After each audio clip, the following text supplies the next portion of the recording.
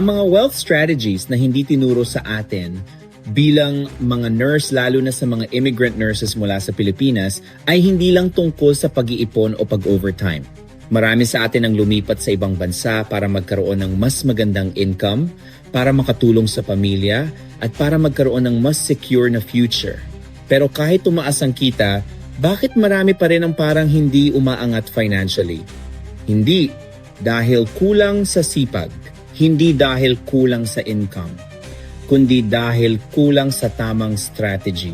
Sa school, hindi tayo tinuruan kung paano i-manage ang cash flow, paano i-minimize ang interest, o paano mag-build ng wealth habang nagbabayad ng utang.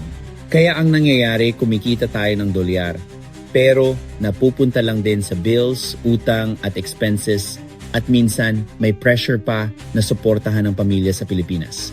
Ang totoong wealth strategy ay ganito.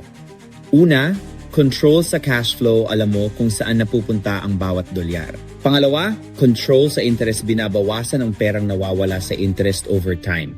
Pangatlo, sabay na pag-build ng wealth habang binabayaran ng utang. Nag-i-invest ka rin sa future mo. Ito ang ginagawa ng mga mayayaman at ng mga bangko. Hindi sila basta nagtatrabaho lang para sa pera.